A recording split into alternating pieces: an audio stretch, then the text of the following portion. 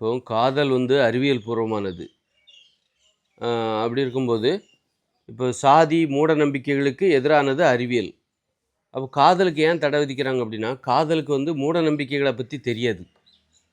காதலுக்கு மூட ஏன்னா அது அறிவியல் பூர்வமானது. அப்படி இருக்கும்போது இந்த காதல் என்ன பண்ணும் அப்படின்னா, மூட நம்பிக்கைகளை கடந்து தனது வேலையை காட்டும். சாதியை கடந்து வேலை பார்க்கும். இந்த சாதி, அந்த சாதின்னு பார்க்காது. காதல் வருவதற்கு இந்த சாதி, இந்த சாதி, இந்த சாதிக்காரங்களோட தான் காதல் வரும். இந்த மதத்துக்காரங்களுக்கு இந்த மதத்துக்காரங்களோட தான் காதல், ஒரே மதத்துக்குள்ள தான் காதல் வரும். ஒரே சாதிக்குள்ள தான் காதல் வரும் அப்படின்னா, காதல் ஒரு மூட நம்பிக்கை. ஆனா, காதல் என்பது ஒரு அறிவியல் பூர்வமானது. ஒரு உடம்புக்கு இன்னொரு உடம்பு பிடிச்சிருக்கு. உடம்புக்கு இன்னொரு உடம்பு பிடிச்சிருக்கு. ஒரு உடம்பு இன்னொரு உடம்பை தேர்வு செய்கிறது. அப்போ ஒரு உடம்பு, இந்த உடம்பு எனக்கு வாழ்க்கை துணையா வந்தா போதும்னு சொல்லிட்டு கனவு காணுது. அதை வச்சு இது பொருத்தமானது அப்படிங்கிறத கண்டுபிடிக்கிற ஒரு ஒரு இயற்கையான அறிவியல் நிகழ்வு தான் காதல். யாரை பிடிச்சிருக்கோ அவங்களுக்கு, யார் மீது காதல் வந்திருக்கோ அவங்கள பற்றின நினைவுகள் வரும், வந்துக்கிட்டே இருக்கும். அப்போ அதிலிருந்து உறுதியாக தெரிஞ்சுக்கலாம், இது உண்மையான பொருத்தமான தேர்வு தான். நாம் தேர்ந்தெடுத்துக்கிற ஒரு துணை என்பது பொருத்தமானவர் தான் நமக்கு அப்படிங்கிறத அந்த காதல் மூலமாக கண்டுபிடிக்கலாம். காதல் என்பது அறிவியல் பூர்வமானது. அப்போ ஏன் காதலிக்கக்கூடாதுன்றாங்கன்னா, அது மூட நம்பிக்கைகளுக்கு எதிரானது. யாரெல்லாம் காதலிக்கக்கூடாதுன்னு சொல்கிறாங்க? காதலுக்கு அனுமதி கொடுக்காதவங்க யார்? மூட நம்பிக்கையின் பிரதிநிதிகளாக இருக்கிறவர்கள். மூட நம்பிக்கையில் நம்பிக்கை கொண்டவர்கள். சாதி, மதம் இதில் நம்பிக்கை கொண்டவர்கள். இவர்கள் எல்லாமே மூட நம்பிக்கையாளர்கள். இவர்களுக்கு எதிரி தான் எது? காதல். காதலுக்கு சாதி, மதம் தெரியாது. சாதி, மதம் பார்த்து காதல் வராது. அதனால இந்த காதலுக்கு தடை போடு. இது சாதின்னா இந்த சாதிக்குள்ளே தான் நம்ம கல்யாணம் பண்ணணும், இந்த மதத்துக்குள்ளே தான் கல்யாணம் பண்ணணும், சாதி கடந்து போகக்கூடாது அப்படிங்கிறத ஒரு கட்டுப்பாட்டை இந்த காதல் மதிக்காது. காதல் தைரியமானது. ஆனால் சாதி மதம் கோழைத்தனமானது, பயப்படும். இன்னொரு சாதிக்குள்ளே எந்த சம்மந்தமும் வச்சுக்கூடாதுன்னு சொல்லக்கூடியது சாதி மத மூட நம்பிக்கை. ஆனால் காதலுக்கு அதெல்லாம் தெரியாது. சாதியை கடந்து, மூட நம்பிக்கைகளை கடந்து போய் வேலை பார்க்கும் அது. ஒரு மதம் இந்துக்கள் முஸ்லீம் மீது காதல் வரும், முஸ்லீம்களுக்கு இந்துக்கள் மீது காதல் வரும். அது மாதிரி எஸ்சிக்கு பிசி மேலே காதல் வரும், பிசிக்கு எம்பிசி மேலே காதல் வரும், ஓசிக்கு இப்படி என்னென்ன இசி ஓசி எல்லாம் உண்டா எல்லாத்துக்கும் எல்லார் மேலேயும் காதல் வரும். அந்த காதல் என்பது அறிவியல் பூர்வமானது. அதுக்கு இந்த ஜாதி வேறுபாடெல்லாம் தெரியாது. அதனால மூட நம்பிக்கைகளுக்கு எதிரானது இந்த காதல்.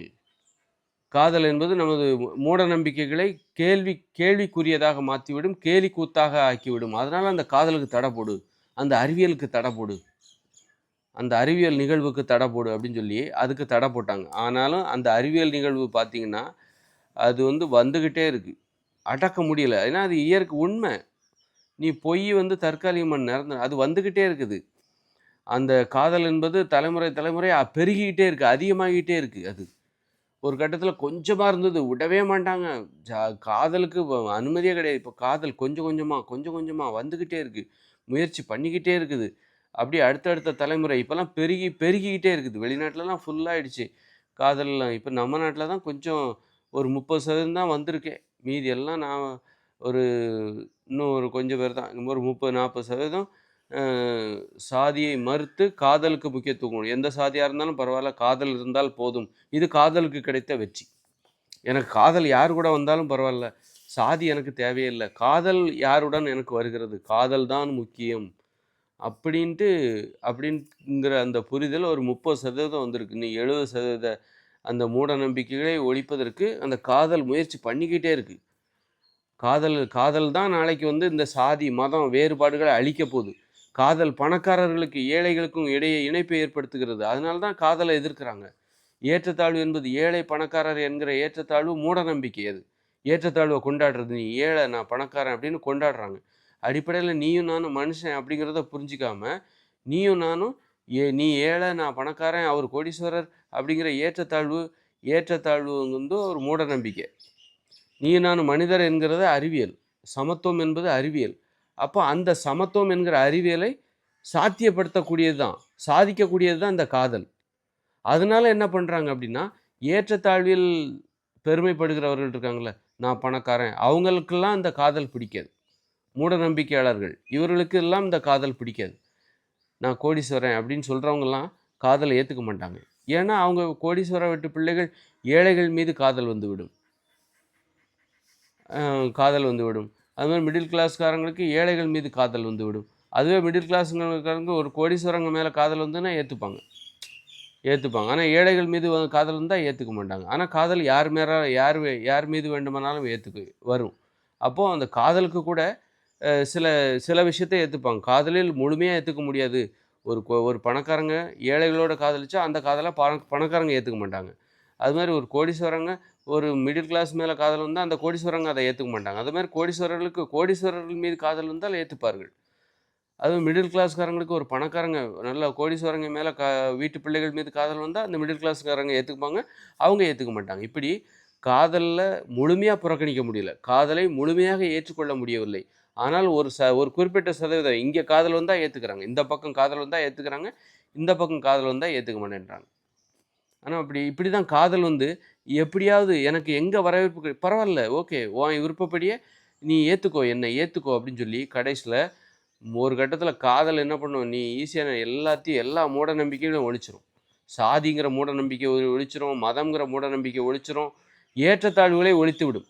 நான் நான் நான் அசைவம், நீ சைவங்கிறதெல்லாம் ஒழிச்சிரும். நீ அசைவம் சாப்பிடுவ, இப்போ எனக்கு ஒருத்தர் மேலே காதல் வருது அப்படின்னா அவங்க சைவம்னாலும் நான் அசைவம்னாலும் கூட ஏற்றுக்கிறேன், சகிச்சுக்கிறேன். அதுபோல் நான் அசைவம்னா கூட அவங்க என்ன சகிச்சுப்பாங்க.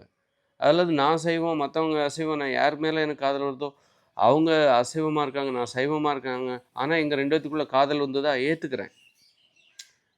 இல்லை எனக்கு யார் மேலே காதல் வருதோ அவங்க ஒரு நோயாளியாக இருந்தால் கூட நான் ஏற்றுப்பேன், ஒரு மாற்றுத்திறனாளியாக இருந்தால் கூட ஏற்றுப்பேன். அந்த அளவுக்கு காதலுக்கு ஒரு பயங்கர பவர் இருக்குது. ஃபீலிங்ஸ் தான் காதல். அந்த வாழ்வில் இன்பம் என்பது ஃபீலிங்ஸ், அந்த உணர்ச்சி, அன்பு, பாசம், கோபம், சண்டைகள் எல்லாத்தையும் எளிதாக எடுத்துக்கலாம். காதல்னு வந்துட்டாக்கா அந்த காதல் வருகிற கணவன் மனைவி இருக்காங்கல்ல, காதலித்து திருமணம் செய்து கொள்கிற அந்த கணவன் மனைவி அவங்களுக்கு இடையில் நடக்கிற அந்த கோபம், சண்டைகள், பிரிவு எல்லாம், ஊடல், உறவாடல் எல்லாமே எளிதாக இருக்கும், ஈஸியாக இருக்கும். ரொம்ப நேரம் அவங்க பிரிஞ்சிருக்க மாட்டாங்க, உடனே மறந்துடுவாங்க. அந்த உறவு முறை நல்லாயிருக்கும். அவங்கள பிரியாமல் இருக்க முடியாது. யார் மீது உனக்கு காதல் வந்திருக்கிறதோ அவர்களுடைய அருகாமையை நீ விரும்புவாய், அவர்களை நோக்கி போய்கிட்டே இருப்ப. பிரிஞ்சிருக்கிறது உங்களுக்கு பிடிக்காது. காதல் இல்லாமல் கல்யாணம் பண்ணி வச்சிட்டாங்கன்னா அவங்கள பிரிஞ்சிருந்தா கூட தேமேன்னு உட்காந்துருப்பாங்க, பிரிஞ்சிருந்தா சும்மா சப்புன்னு உட்காந்துருப்பாங்க. ஆனால் காதல்னு வந்துச்சுன்னா அது ஒருவர் நினச்சிக்கிட்டே இருப்பாங்க. அந்த நினைவுகள் ஒருவருக்கொருவர் வந்துக்கிட்டே இருக்கும். அது அவர்களை அருகருகே எப்போதும் இருக்க வைக்கும். அதுதான் காதலுக்குள்ள பவர். அதனால் காதல் என்பது ஒரு அறிவியல் நிகழ்வு. அந்த நிகழ்வு மூட நம்பிக்கைகளுக்கு எதிரானது. அதனால் மூட நம்பிக்கையில் நம்பிக்கை உடையவர்கள் காதலை பார்த்து பயப்படுகிறார்கள். இருந்தாலும் காதல் என்பது கடல் அலையைப் போல வந்து கொண்டே இருக்கும். அதை தடுக்கவே முடியாது. நீ தடுக்கலாம், ஆனால் அது வந்து கொண்டே தான் இருக்கும்.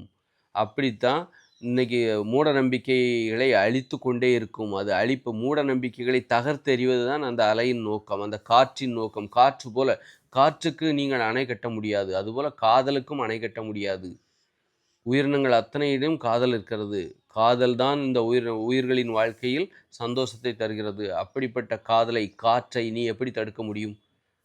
அதை தடுக்க முடியும், காதலை தடுக்க முடியும் என்கிற அந்த நம்பிக்கையே ஒரு மூட நம்பிக்கை தான். அதனால் மூட நம்பிக்கைகளுக்கு ஆப்பு வைப்பது காதல் மட்டும்தான். காதல் என்கிற சயின்ஸ், அது அறிவியல். அதனால தான் மூட நம்பிக்கைகள் காதலை பார்த்து பயப்படுகிறது என்று. இன்றைக்கு மூட நம்பிக்கைகள் ஒளிந்திருக்கிறது என்றால், சாதி மதங்கள் நீர்த்து போயிருக்கிறது என்றால் அதற்கு காதல் ஒரு மிக மிக முக்கிய காரணம். காதல் மட்டுமே மிக மிக முக்கிய காரணம். ஏற்றத்தாழ்வுகள் இன்று தகர்த்தெறியப்பட்டிருக்கிறது. ஏற்றத்தாழ்வுகள் கேள்விக்குரிய, ஏற்றத்தாழ்வுகளை பாதுகாக்க முடியாது. நீ பணக்காரனை ஏழை அப்படிங்கிறதெல்லாம் பாதுகாக்க முடியாது. எப்போ வேணாலும் யார் கூட வேணாலும் காதல் வரும். அப்போ நீ தகர்ந்து போயிடுவ அந்த ஏற்றத்தாழ்வுகள். அதுதான் காதல்.